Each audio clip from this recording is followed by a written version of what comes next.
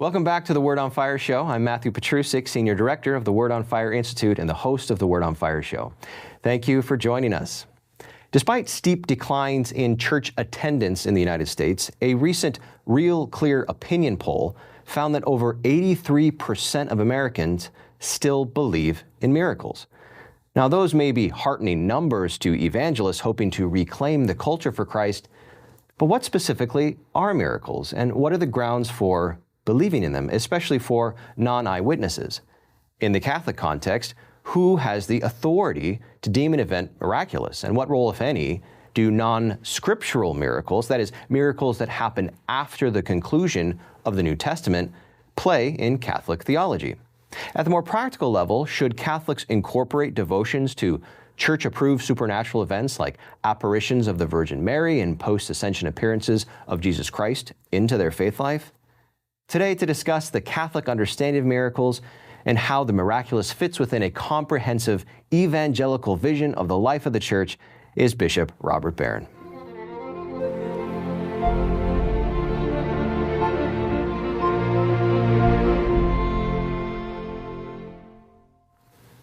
Well, welcome back to the studio, Bishop. Before we get into today's topic, which is looking at miracles and the Vatican's new guidelines on how to address purported miraculous activity, what's been going on recently? Well, a lot of things, but one thing I'm really happy about is our new Chancery office is ready to go, and we're moving in. This is now, I've been bishop here for about 2 years, and from the time I arrived, this has been like a top priority. We moved the headquarters of our diocese from Winona to Rochester, so just not far from where we're sitting right now. And we broke ground just about a year ago, and the building is now up, and it's gorgeous. I love it, and I think it's very uplifting for our whole diocese, and it's a new headquarters with a beautiful chapel, and the back of the chapel is a rose window that looks out on this very busy street in Rochester. So the building itself evangelizes. So we're moving in. The official dedication won't be till September, but really, really pleased about that. Say a little more about why you think it's so important that a pastoral center, a chancery, would be a beautiful structure. Yeah, I mean, I didn't want it to be just another office building. I think the church should always present itself with a public profile. We're not a private organization. We're not meant to whisper our faith among ourselves. We're meant to proclaim it from the rooftops. And so, yes, it's the official headquarters of the diocese. That's true, but it shouldn't look like a just glass and steel office building. It shouldn't look like it's just an ordinary secular space. It should always announce Christ, and I think the building does do that. I drive by it almost every day, dropping our son off at Lourdes High School, and I've really enjoyed seeing it come together. It really is a beautiful structure. Yeah, good. So moving into today's topic on the miraculous, in the show's introduction, I cite a recent poll that says that 80% of Americans, which I was surprised by, 80% of Americans still believe in miracles. The same survey also examines belief in aliens and ghosts, sort of mashing them all together. So as we usually do, I think it's important to start with definitions and clarity of concepts. So to start off, let's get some precision on what exactly defines a miracle as a miracle. So first, how is a miracle different from a low probability event? For example, like winning the lottery several times over the course of your lifetime. Well, first look at the word itself. Miracle comes from ultimately a Latin word mirari, which means to wonder at, to be amazed by. So a miracle is something amazing, but get more precise. It's amazing because it goes beyond the usual causal explanations, that we can't explain this by recourse to physical causality. And then finally, therefore, we ascribe it to God, that God alone is responsible for this wonderful or amazing event that cannot be explained naturally. I think when you bring all those elements together, you have the properly miraculous. It's like winning the lottery. You say it's improbable, but it's certainly explicable through natural causality. You might say, wow, that's really something, that's amazing, but it's not outside of the natural, and you wouldn't ascribe it to God necessarily by any means. You'd say, well, no, it's for luck or chance or because of this, that, and the other. So that's how I would distinguish it from simply a low probability event. Okay, a second distinction. How does a miracle differ from an event that could be considered logically impossible. For example, a 0 being a 1 and a 0 at the same time in the same way. Right, and that's just kind of silly talk. And the sophomoric claim that, can God make a rock so big that even he can't lift it? Yeah. Why is that sophomoric? Because, well, that's just a silly thing. To say a rock so big that God can't lift it is an impossibility, like saying a square circle. So if I say, well, God can't make a square circle, therefore he's limited. Well, no, that just means that God can't make something that can't possibly exist. So that's no limitation upon God. And so I would sharply distinguish that from the miraculous. You've already touched on this, so we can look at logical impossibilities, but also metaphysical impossibilities. So, God creating a rock so big God can't lift it, or how about God creating another God? You've in the past you've appealed the principle of non-being to help explain why that's not possible. Can you say a little bit more about that? Well, those are just instances of non-being. We're kind of playing a language game. The language is deceiving us into thinking there's something substantive there. So I can say in words, a rock so big that even God can't lift it, but that doesn't make it something substantial. It's just it's a kind of intellectual illusion, right? That in fact, that's a nothing. So God can do anything.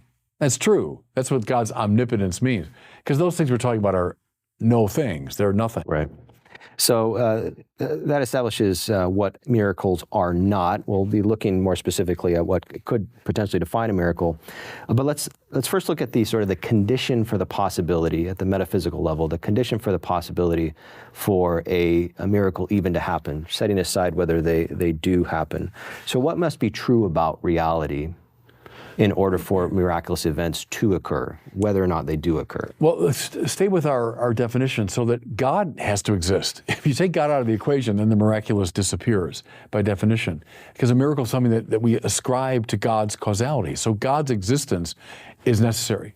Furthermore, that God can, even though I'm a little uneasy with that term, but that God can intervene, or God can enter into the natural realm, the ordinary causal nexus, and accomplish something that's remarkable or unusual or attention-getting, right?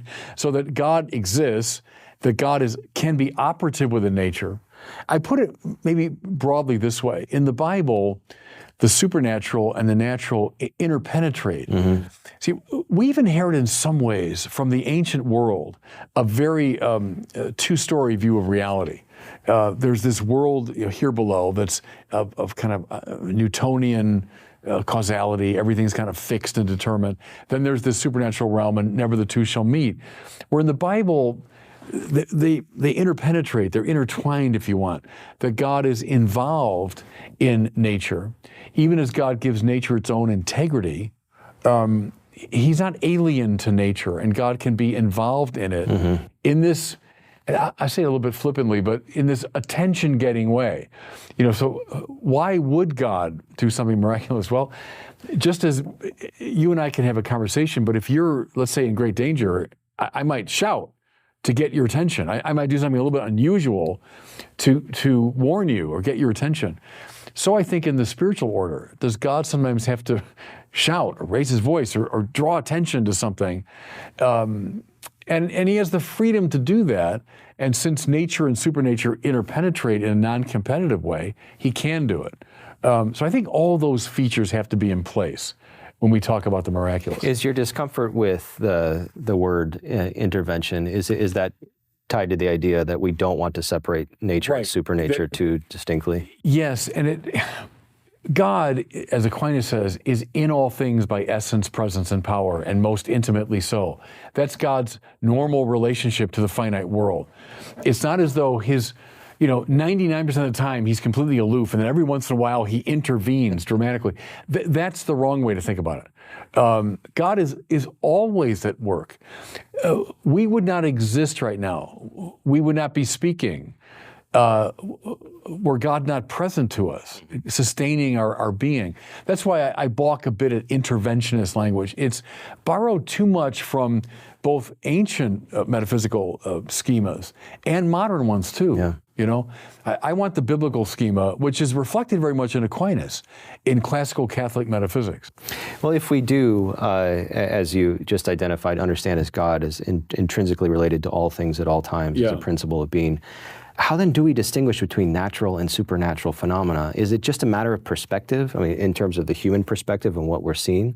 Well, to some degree, go back to mirari, right? A miracle is something that we find amazing. So, the great mystics, those who are really attuned to God all the time, are amazed by everything. When you read the great saints and there's an ant crawling across the table, and I see in that, the very presence, which indeed is true, that they're amazed at everything.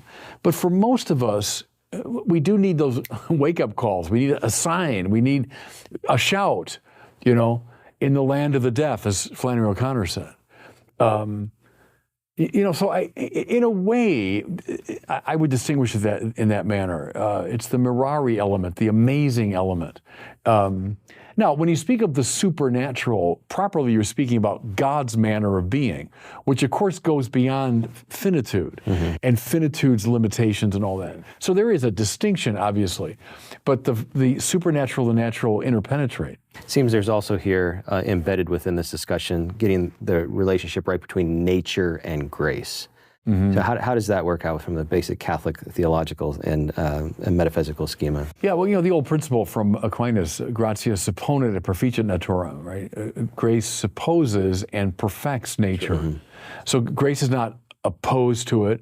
Think of, Karl Barth, representing a Protestant perspective, would say, nature is the crater left behind by the explosion of grace. Well, we repudiate that. We don't think that's right. We think that nature is compromised by sin and so on, but not destroyed. And in fact, what grace does, it doesn't obliterate nature, it lifts it up and perfects it. I've used the image of the burning bush a lot to illustrate that. But the best illustration is the incarnation.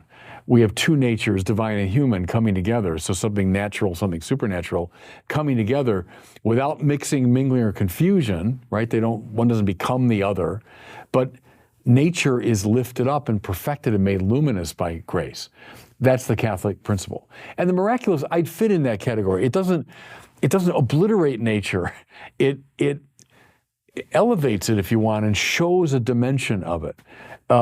Here's an example, Matt, from the great Augustine, where he says, in his reading of Jesus and the wedding feast at Cana, so do you have a suspension there of the laws of nature? No, Augustine says, you have an intensification of them. Now, what does he mean? He means, well, water becomes wine all the time. It falls down from heaven, goes into the earth, comes up into vines who give rise to grapes. The grapes are picked, and they're crushed, and they're fermented, and it becomes wine.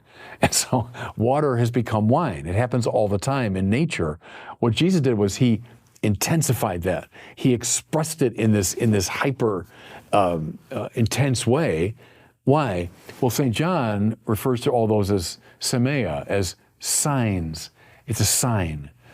Not a obliterating of the laws of nature, but a kind of intensification of them for the sake of communicating a sign of his presence. That's, I would say, a very Catholic reading. It's remarkable the way, this comes to mind, not only the kinds of miracles that Jesus performed, but the ways in which he performed them. So the mixing of his saliva with the earth. He works with nature. Yes. No, it's very important, and not in a sort of magic way. Yeah, right. But grace supposing and perfecting nature. And, he doesn't do magic tricks. That's right. It's always a kind of enhancing of, or healing of, or raising up of nature. If he were just a sorcerer, and what an amazing, magician he is, or even, it's not just magic, which is an illusion, but what a sorcerer. No, he's the God who created the world and now wants to heal it in every possible way. And that means the moral healing of his teaching. It means the spiritual healing that comes through the cross and resurrection. And it does mean physical healing. So all of those are examples of gratia perficit natura.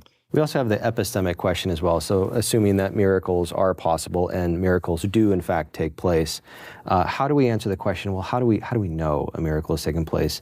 And what role in particular does the trustworthiness of witnesses play? Well, yeah, I mean, they're always based on witnesses because a miracle has to show up in the world. If I were to say, the Lord through his grace has changed my life, changed my heart, well, terrific, and he does it all the time. But I would not call that a miracle because it doesn't show up in a sort of public, visible way. There has to be something of that showing up quality for it to be mirari, that we wonder at it. So that's the first criterion, is people have to see it. Think of the various apparition stories, from Knock or Lourdes or Guadalupe. Somebody saw something, okay? Now, we begin to apply criteria because, let's face it, people say all kinds of things all the time, many of which are crazy. They're based on misunderstandings or hallucinations or deceptions or who knows what. Mm-hmm. The devil could be doing something, right? So what does the church do? It applies various criteria. Now, none of them is airtight. Like not one of these criterion is like, oh yeah, that's it. It's kind of a Newman thing. It's a coming together of these different criteria that we say, all right, that's leading me in the direction of accepting the authenticity of it. A negative one would be, well, is there anything in this apparition or this revelation that is opposed to Catholic doctrine? Mm-hmm. Moral or intellectual? If there is, well, that can't be from God, What are the fruits that have followed from it? Think of like Lourdes, most famously, where there was a lot of skepticism of Bernadette when she said, I saw the lady. Didn't even say the Blessed Mother. I saw this lady. Oh, what lady? What are you talking about? Are you crazy kid? And that skepticism remained in place for a lot of people, until they began to see the extraordinary fruits of this right. of this apparition, and the healings that took place, and then all the people that to this day come to Lourdes. Same with Guadalupe. Guadalupe is followed by this stunning conversion of the Mexican people. So they're often accompanied by these signs that are ratifying, what's been seen. So the church applies these various criteria to try to get an indication. The secular mind thinks of science and miracles as two irreducibly different categories. So if you're going to believe in one, you can't believe in the other. But say a little bit about how science can actually be used in the service of miracles, or determining miracles, knowing miracles. No, it's a good question, because I would say that's very old science that would hold to that kind of view. That's very 18th, 19th century science that's locked into this sort of Newtonian vision of things, where you just got an airtight universe that's deterministic and so on. Come on, the quantum world that's opened up to us now, right. is there so much call it like flexibility and openness in the way nature seems to operate. Iron laws, not so much, but like statistical probabilities. Very often we're kind of guessing at, the positioning of subatomic particles and this sort of thing. Well, read someone like John Polkinghorne, the great Cambridge particle physicist and Anglican priest, who wrote extensively on this, how the quantum world opens up. There's plenty of room, if you want, for the strange and the miraculous and the unpredictable. So I think it's a very old, tired science that would say, oh, no, there's, it's one or the other, and you can't be scientific. No, science is getting weirder and weirder, and that's opening up space, But the second thing I think you're pointing to is, do we have scientists who analyze claims to the miraculous? Think now of healings at Lourdes, or let's say someone's being considered for a canonization and a claim of a miracle. I love this, that the Vatican on purpose has on these commissions non-believers. Right. They have doctors and scientists who do not believe in God. So their prejudice, if anything, is against holding to the miraculous. If and only if it can be determined, again, to the within the realm of reasonable probability, that there's no natural explanation for this. If and only if there's a consensus of these scientists, would the church ever dream of saying, yeah, this is something miraculous?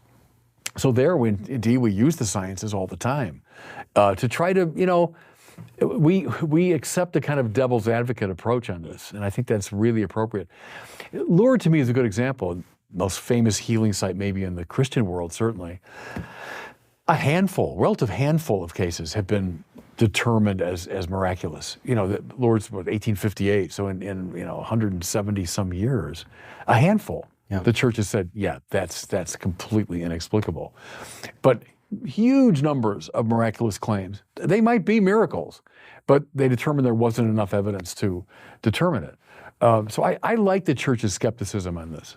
So it's another example of how the church and science are the church sees science as it's entirely complementary and certainly not a foe. Right. If you construe science properly and faith properly, you don't have the conflict. The trouble comes from misconstruing one or the other, or more likely both. And that's when you have a lot of the really stupid things people say today based on a misconstrual of both. They're caught in an old Newtonian model of science, and they're caught in some, superstitious view of faith. Related to our previous conversation about Bill Maher, right? Exactly, right, exactly. So let's move into speaking about miracles as they relate specifically to the Bible. We can make a distinction between miracles that take place in the Bible and the Bible itself as a miracle. How do we understand revelation in its totality and God communicating himself directly to humanity as a kind of miracle, sort of a meta-miracle with all the other miracles take place? Yeah, okay. I'd be somewhat reluctant because I want to stay within a more constricted view of the miraculous as something wonderful that appears within the sensible realm.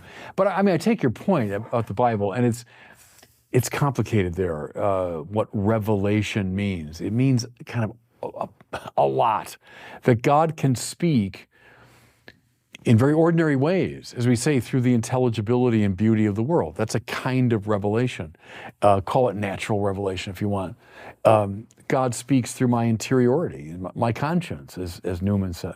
The aboriginal vicar of Christ in the soul is my conscience, my keen sense of moral principles. God speaks through the received tradition. So this long tradition that gave rise to the Scripture ultimately, well, that's a long account of how people have intuited or sensed or understood the presence of God. And all that constitutes revelation.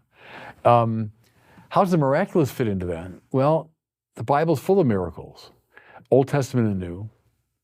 Is there kind of an ordinary way in which God is communicating with people? Yeah, through like their liturgy and the temple sacrifice and the words of the prophets. Yeah.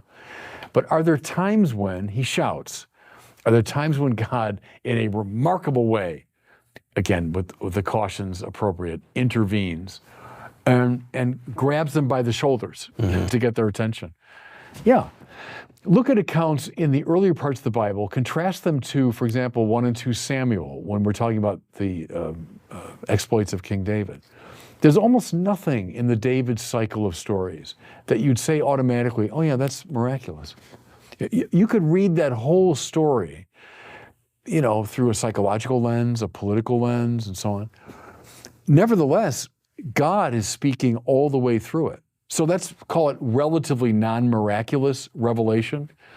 Other times, God does speak in these miraculous ways. Now, most tellingly, in the New Testament, Jesus performs miracles all the time, right? Miracles of healing, nature miracles. At the heart of our faith is the incarnation. So the miracle of the virgin birth, and then of course the culmination, the miracle of the resurrection. Right. So in all of this, we would say God is speaking to us in this remarkable way, precisely through the miraculous. But he also speaks in more ordinary ways. And I think that's good. We shouldn't be univocal about revelation, but we should see this very broad sense of it. I want to turn to the dicastery for the doctrine of faith, oftentimes referred to as the DDF, release of new norms on how the church should approach putative supernatural activity, miraculous activity. But before we do, there's sort of a meta-theological question here. We could even say a soteriological question having to do with salvation. And it's this: if God is revealed in the Bible and in and through the teachings of the church, all that we need that's necessary for salvation, what kind of explanation can we offer for saying that God would continue to act in history in miraculous ways? How do we interpret that? Well, I think that's sort of a Catholic sensibility that yes, indeed, there's the completeness of revelation in one sense in the Scripture. We're not expecting more revelation. Whatever is legitimate in the miraculous would confirm what's already in the Scriptures. If it's opposed to it in any way, we know it's false, right? But I think it's God taking into account human nature and our need sometimes to have our faith aroused and deepened and encouraged. So I don't know quarrel with that. I mean, it's yes, the Bible is where we find the fullness of revelation, but I'm also this person sojourning through space and time and going through ups and downs, and can I benefit maybe at times from a extraordinary reminder Here's something I find when you scratch the surface, you start talking to people, these stories arise like crazy. Do. And what I mean is not so much like the hyper dramatic miracle, but the little kind of quiet, odd miracles. The sudden meeting with someone that you had just been thinking about, and suddenly there they are, and just these sort of, call them in a minor sense, extraordinary ways where you get a sense of God's providence, that God is involved in my life. You ask for something in prayer and then it comes to you in the most wonderful way or even unexpected way. I think God's doing that all the time, and then sometimes for the sake of the whole church in a very dramatic way, let's say Guadalupe or Lourdes or something. But there's a lot of little minor Guadalupes and Lourdes in the course of our lives that we say, wow, that's wonderful, that's marvelous. Now, I'm not going to claim the whole church has got to take it seriously. Maybe it's something I just sort of treasure in my own heart. Like, yeah, God found a way to speak to me that really get my attention. To me, that makes perfect sense in light of God's providence. What's your take on the DDF's new document? Why do you think it was necessary, and what if anything, does it change substantially? I think I'm no expert. I've read it, and Sure. it just came out. My sense is they want to take some of the authority away from the local bishop. So I think in the old dispensation, something happens, it's reported.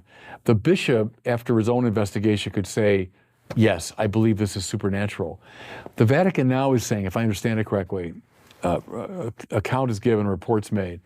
The bishop might do a preliminary investigation, but then he has to alert the Vatican. The Vatican then commissions him to do a full-fledged investigation, at the conclusion of which he reports the findings to the Vatican, who then makes the final judgment. And the judgment, again, if I'm reading the document correctly, is not so much, oh yeah, this is supernatural. It's kind of a nihil obstat. Like there's nothing stands in the way of Catholics praying in relation to this event or something. So I think they're trying to be a little more cautious. They don't want the local bishop to jump to a conclusion. And it's a healthy Catholic instinct to say, all right, the claim is made. Delighted that it's had an effect on, maybe a small number of people, but we got to be super careful before we say, by God, that's a miracle. So I think it's putting the brakes on that process, maybe. Let's end by trying to tie the discussion of the miraculous to evangelization more directly. Yeah. So first, what advice you have for evangelists in speaking to our Protestant brothers and sisters who really don't take apparitions seriously, who doesn't take certainly miracles by saints seriously? How can we speak to them in a way that's intelligible and fruitful? And also more broadly to a highly skeptical culture, how do we speak about miracles? There's a book I'm reading, I just got it, called They Flew. And it's by a Yale professor. And it's people like Joseph Cupertino, Teresa of Avila, Thomas Aquinas himself. These reports of levitations and flight and all this weird stuff. Yeah. And I've just read the preface to it.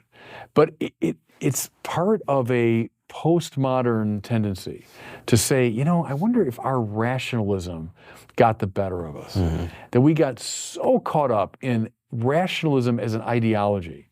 If and only if I can explain it scientifically, it's real. And people are realizing, boy, but there's so much out there. These reports come down to us. Let's say about Joseph Cupertino. He was the famous flying saint, right? There are tons of reports of people that saw him levitating and flying. So what are the options? Well, they're all crazy. That seems a little unlikely. Right? They're all crazy, every single one of them. It's all part of a political, conspiracy. Really, every one of these reports, it's all part of some conspiracy? How about, I don't know, man. It seems weird, but these people said they saw this, And so as I read this professor, I think he's willing to entertain, maybe we should question our own skepticism and say, I don't know, maybe there are more things in heaven and earth than are dreamed of in your philosophies, right, as Shakespeare said. So I don't know, I think that's a healthy we retain our skepticism, legitimately, but also let's be skeptical of our skepticism. And for Protestants who may on principle reject an apparition, independent of the evidence. Well, that's kind of an offshoot of sola scriptura, I suppose. Once you got the Bible and that's all you need. And well, yes, we would say in a very real sense that Revelation in the official public sense closes with the death of the last apostle. However, who are we to say, well, God can never speak again in any way, or God can never reinforce what he has revealed? Who are we to say that? And as a Catholic, I don't hold to sola scriptura, Just as Aquinas can use Aristotle to illustrate biblical truth, he's never at odds with the Bible. Why couldn't God use extraordinary events sometimes to confirm what he's revealed to us? But why was Joseph Cupertino flying around? I don't know, but it's pretty interesting. I don't know. Why would God have done that? Why did Thomas Aquinas, by several contemporary accounts, after his famous encounter with the Lord, levitate off the ground? And levitation is all over the world in different religious traditions. Right. Teresa of Avila, they say, they had to take several big nuns to drag her back down to earth. They're just making that up. They're all crazy. They're all having hallucinations. Don't those seem pretty unlikely as explanations to these accounts? So I think, let's maybe enter into that wild and woolly world that our ancestors bore witness to. And who are we to be so cocky and so sure in our rationalism? So.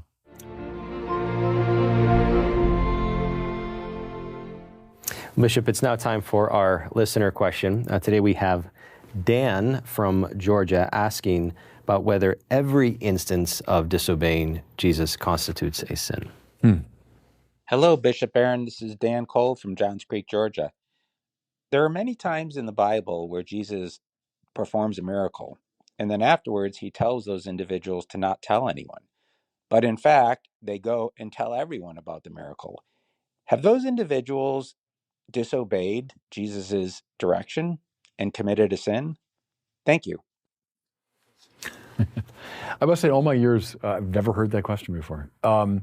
Well, I suppose, yes, disobeying a direct command of Jesus is probably not a good idea. So I suppose in that sense. But I've always had the sense when you read those stories that at some level Jesus really wanted them to tell. It's like a little kid, now don't do this, and it's almost a guarantee they're going to do it. But I suppose, and there is the messianic secret indeed in the Bible, or the New Testament, where Jesus doesn't want people to know he's the Messiah until his death on the cross. So in that sense, he didn't want them to say it. I guess I would say it's a sin, but I maybe find a little room to forgive them for it. A venial sin? Maybe it's a venial sin. Well, thanks so much, Dan, for reaching out to us. If you would like to ask Bishop Barron a question for a future Word on Fire show, please visit askbishopbarron.com. That's askbishopbarron.com, and we'd love to hear from you. We've come to the end again, Bishop. All right. Thanks again for conversation. Another wonderful conversation. All right. Thanks, man. That does it for us today. Thanks for joining us on the Word on Fire show. If you're interested in learning more about how Word on Fire can help you grow closer to Christ, become a better evangelist with and for others, and work for the common good, consider joining the Word on Fire Institute. Check us out at institute.wordonfire.org. That's institute.wordonfire.org. We'll see you next time.